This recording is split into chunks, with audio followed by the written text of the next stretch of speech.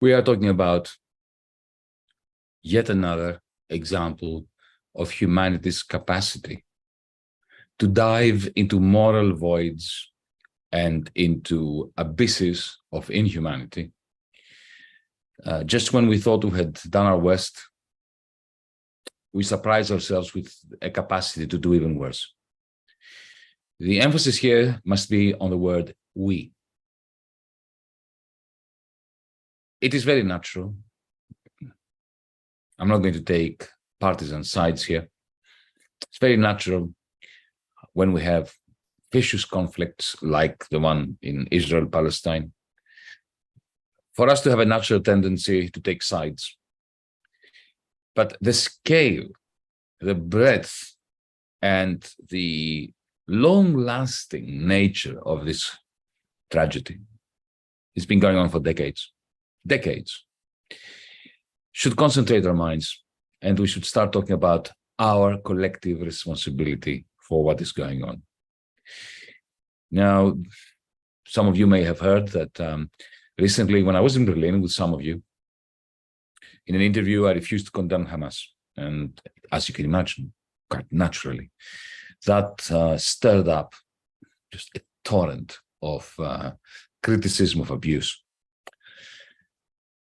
There is no doubt that if I were one of those visitors in the music festival near the fence separating Gaza from Israel, by the way, it's not a border.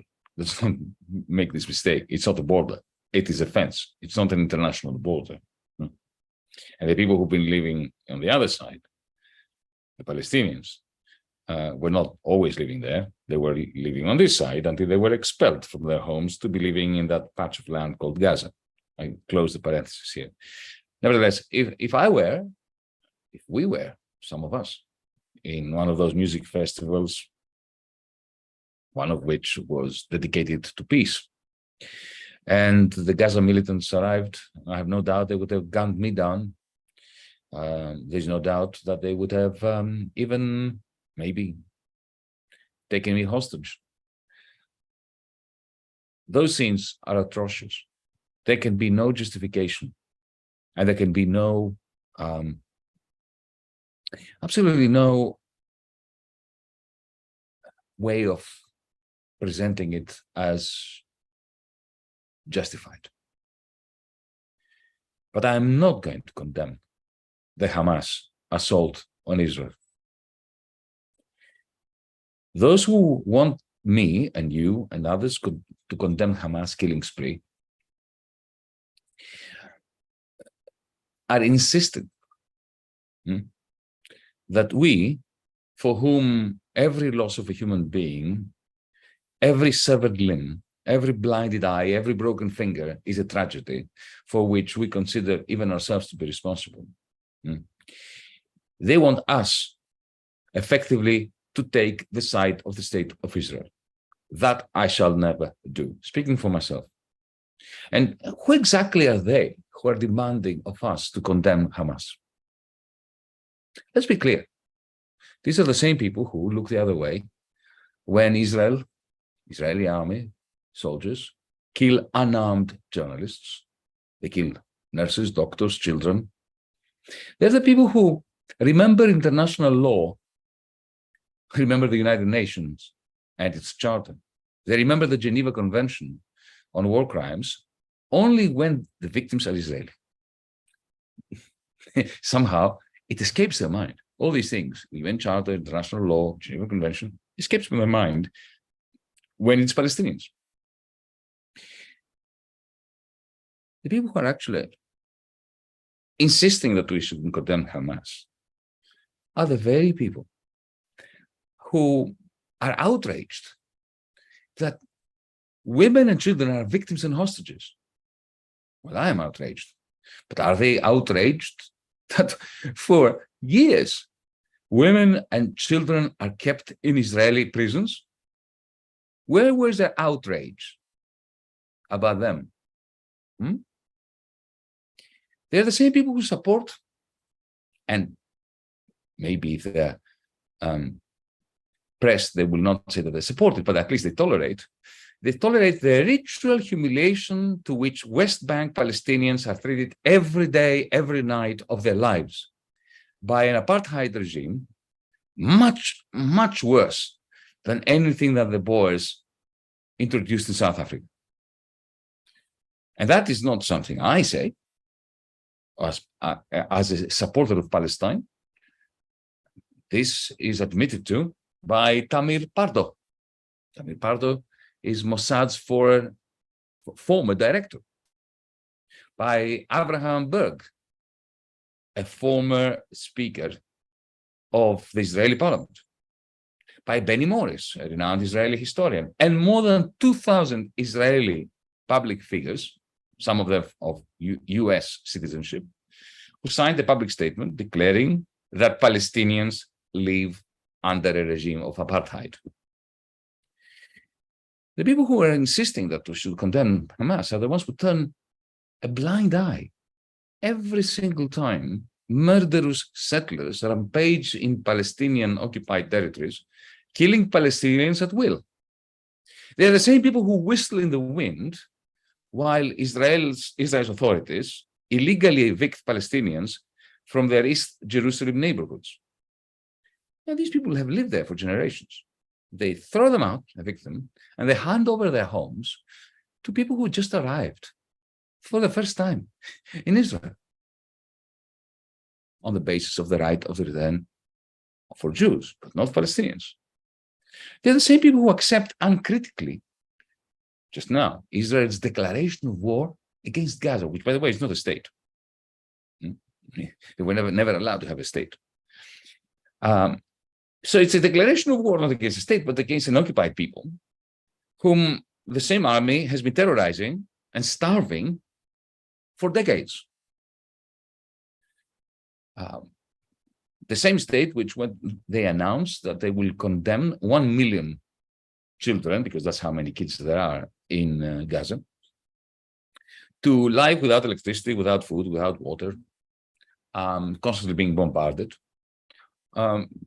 These same people who demand that we condemn Hamas, they think that is okay, that this is a legitimate action by the Israeli apartheid enforcers.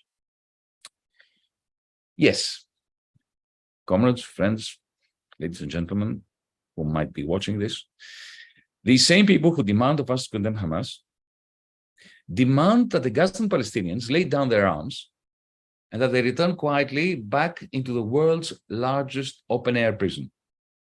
To do what? To return to Gaza? To lead what? A life? No, you can't live in Gaza. Life in Gaza is impossible. What you can do is you can vegetate. You can exist somehow in Gaza. That was before this turn of the never-ending tragedy of the Palestinians in Gaza. So effectively, they want them to lay down their arms, stop causing trouble, and to die slowly under siege, surrounded by an ironclad army that for decades has been starving them, and they shoot at them like fish in a barrel. They practice their different weaponry. They try it out on them. I've been doing this for decades.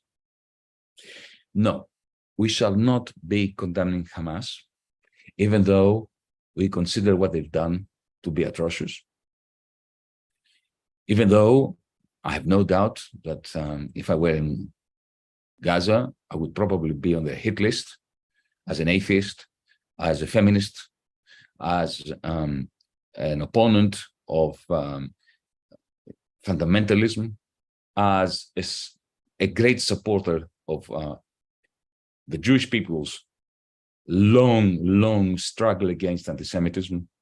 I think I would be one of Hamas's targets, but I'm not going to be condemning Hamas, just like I would not condemn Ukrainians or Yemenis or Syrians who fight back when their homes are invaded by brutish armies, even if I disagree with them on many things, even if in the process of defending their lives, their territories, their villages, their neighborhoods, they do terrible things. So let's be abundantly clear on this. Nothing justifies deliberate killings, rapes, maiming, especially of non-combatants. Every loss of a human being, I'll repeat what I said before, every severed limb, even a small finger, tiny little finger, this little finger, being severed or being broken is a tragedy.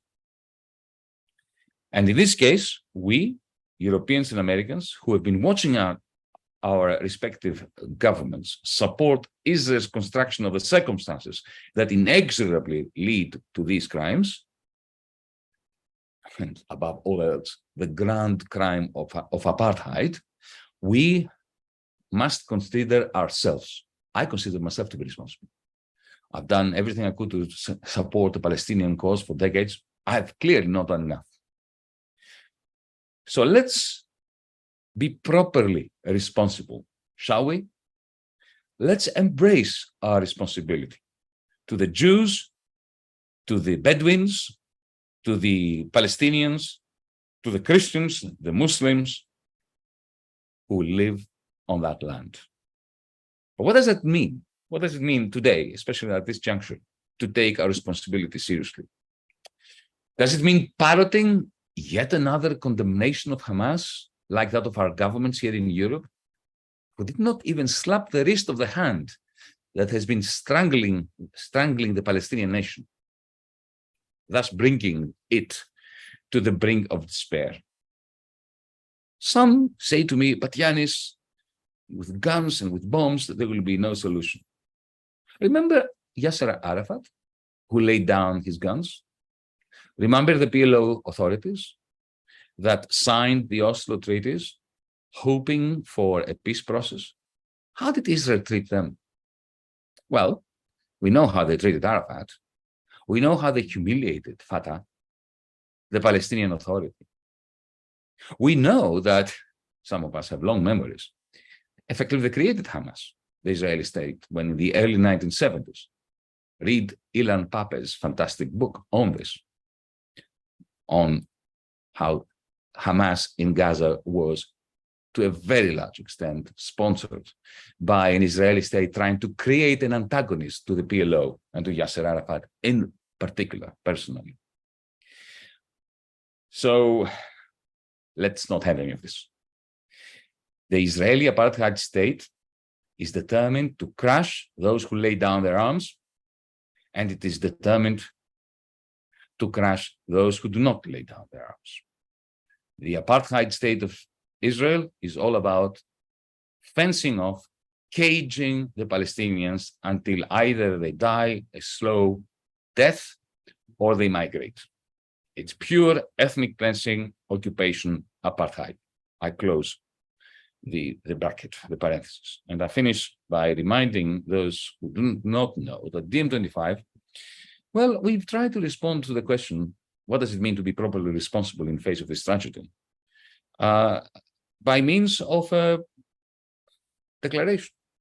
It started in Athens in May of 2021 with the Athens Declaration in response to Ukraine. Now we have a declaration updated, and I'll just read it out for you, and then I will stop. The declaration, which came out yesterday, reads as follows: the wars in and around Gaza, as well as in Ukraine, cannot be resolved militarily. There can be no military victory that will not spawn more war crimes, more suffering, more injustices against the weakest, the poorest, and therefore more wars. The governments of the world's leading powers, the United States of America, China, and the European Union, those governments are failing in their duty to set up a parallel peace process under the auspices of the United Nations for a just resolution of both wars. DiEM25 and our political parties called MERA25, extending our Athens Declaration, call upon the world's progressives to demand of our governments that this parallel peace process begins today with a cessation of hostilities as its first step. Any excuse to delay it constitutes a monumental service to the normalization of war crimes and the instrumentalization of inhumanity, which generates new hordes of refugees. hearing the European Commission, the government of the United States, the governments of the members of the European Union, hearing them effectively endorse in advance a major assault on Gaza by the Israeli forces that have been terrorizing the people of Gaza for 25, 26, 30, 40 years now, brings us to the brink of despair. What is the end game?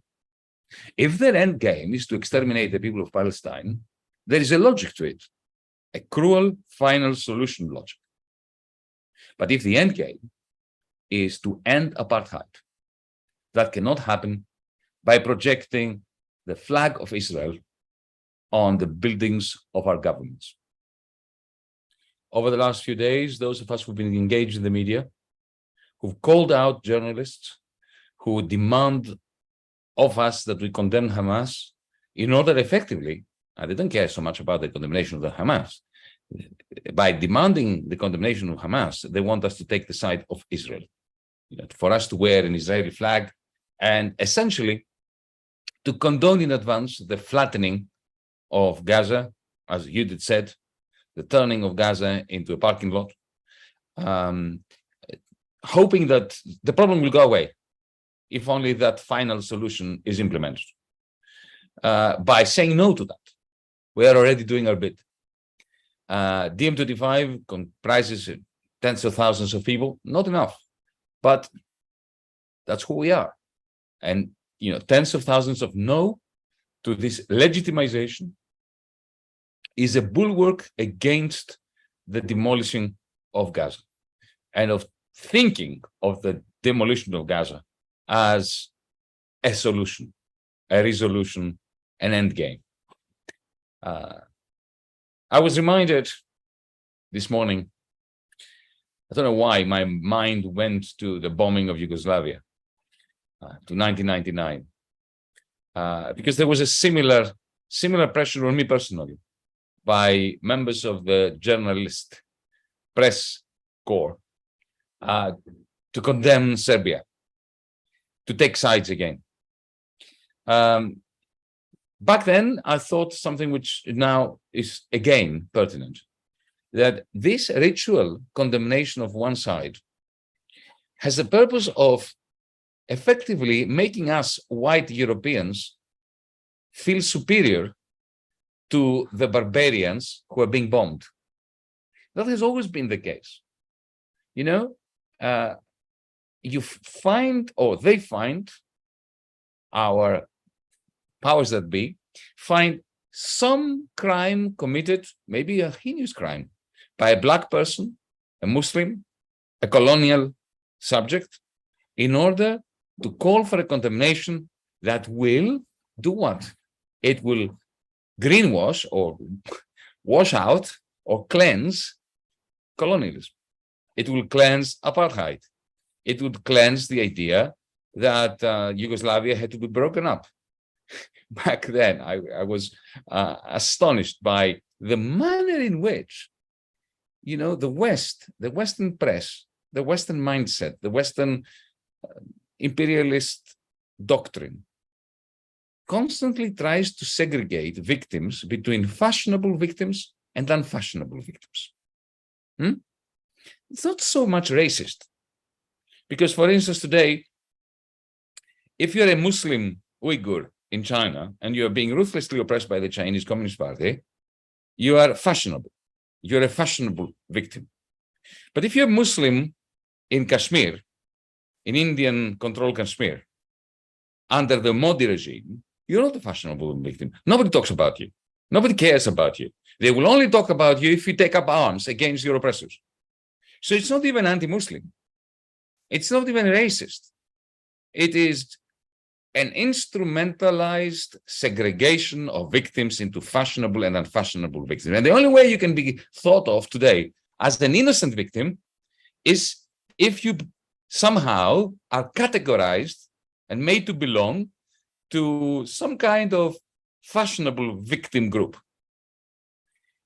That, I think, is something that we have at the back of our mind. But let me now finish off with a more positive take. It is, of course, as we like to say, that in the depth of the night, at the night's darkest moment, when the first light is around the corner. When I lived in Britain and I experienced the horrors of the troubles in Northern Ireland, the sequential effective suicides by starvation of the prisoners in the Maze prison with Bobby Sands and the rest.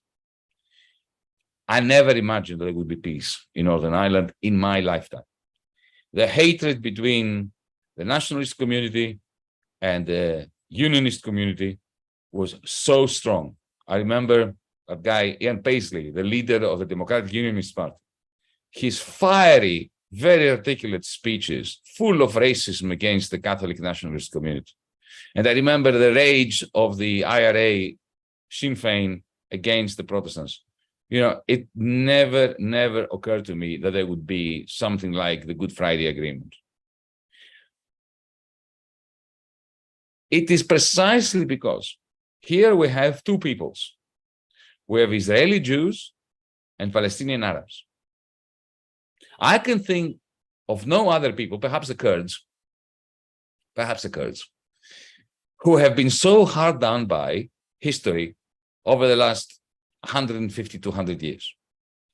No people other than Israeli Jews and Palestinian Arabs have felt the weight, the boot of racism, of Holocaust, of concentration camps, of prison camps, of beatings, of abuse, more than the Jews and the Palestinians, the Israeli Jews and the Arab Palestinians. Well, maybe this shared experience is what is necessary to bring those two peoples together. I do not see how this can take place in the context of a two-state solution anymore, because I don't believe that either, and that's coming from an atheist, right? Get this right. This is an atheist saying those words. I don't believe that God and Allah could get together and draw a borderline in the land of Palestine that would make for a sustainable peace. That's why I support the one-state solution with civil liberties for all and in equal measure. So here's hoping against hope, but with the precedent, the historical precedent I mentioned, whereby it is extreme civil war, because that it is what it is in Palestine, in Israel. It's a civil war. These people are much closer to one another than any people in the world. They may think that the other is the alien, the other, the different, the enemy, you know, the devil incarnate. But essentially, this is a civil war. These are two Semitic peoples who have no reason not to live together, really. I mean, the mind boggles just to think that that might be the case. But because of the intensity of the conflict and the hatred and the pain, there is a chance, a dialectical Hegelian chance, that this conflict can spawn a surprising peace.